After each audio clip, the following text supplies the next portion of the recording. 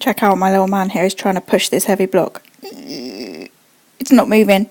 Why isn't it moving? He's putting all this force on, but it's not moving. The reason it's not moving is because of friction. Because while he is trying to move the block, and his force of his push is going in that direction, I'll call that X. In the other direction is friction. Now let's move the man away. How big is the friction now? He's about to push it, but he hasn't started. How big is the friction? Obviously 0.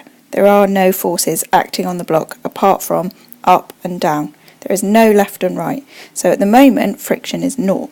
What happens when the man comes over and pushes a little tiny bit, just a little bit, little push, like that? Well, the friction reacts and it starts fighting back. So a little push, a little bit of friction. It's still static, the block still isn't moving. Okay, he's going to push a bit harder now. Okay, here he goes.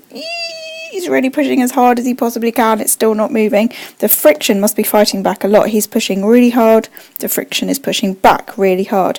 Now, eventually, because he's a big, strong man, this is what's going to happen. He's going to start pushing the block along. So what's going on now? Is friction given up?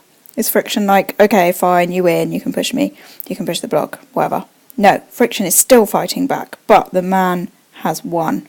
The friction here is got as big as it can possibly get. It's still fighting back as hard as it possibly can, but the force that the man is exerting to push the block, that has now exceeded the maximum the friction can possibly be.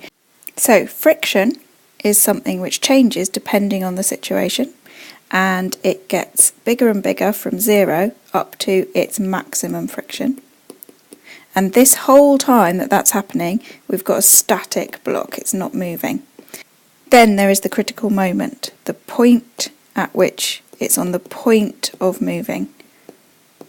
On the point of moving, and that is where friction reaches its maximum. It's just reached it. It's that exact little moment in time where friction gets to its biggest. So we're still static, but it's on the point of moving. F is at its maximum. And then during the part where the man is actually pushing the block, during the movement, friction is trying desperately to stop this movement. So the friction is also at its maximum and it's opposing the motion. That's what friction does. It's opposing the motion. So it's going in the opposite direction to the motion. So what is the maximum that it can possibly be?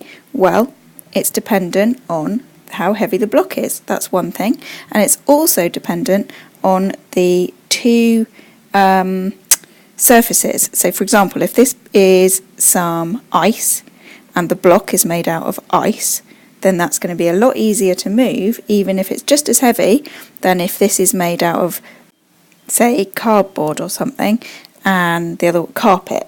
So like some carpet, some thick carpet, and the block is made out of wood or something like that. That would be a lot harder. So maximum friction is to do with partly the two surfaces involved, and also the extent to which the floor itself is the contact, the surface that we're in contact with, the extent to which that is pushing on the block, which is obviously what we normally call the normal reaction. So it's going to depend on the two surfaces involved and the normal reaction, how big that is, which will itself depend on the weight of the thing we're trying to push. So the bigger the thing we're trying to push, not bigger in size, bigger in weight, the greater the normal reaction to the contact with the surface, and that's going to play a part in increasing the maximum potential friction. So the formula that we use is maximum friction equals mu, which is a measure of the extent to which the two surfaces are slippy. So ice and ice has a small mu, and carpet and carpet would have a big mu. So mu is called the coefficient of friction. Coefficient meaning number of friction. Coefficient of friction, and it describes, coefficient of friction describes the extent to which those two surfaces are slippy or not slippy, and we multiply that by the normal reaction R.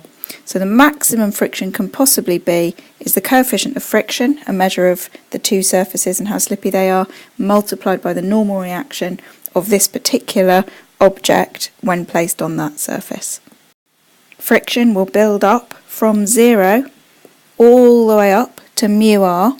On the point of moving, when the object is on the point of moving, friction will be mu r, and then during the actual movement, when friction is the biggest it can possibly be to try to oppose the motion, friction will also be mu r.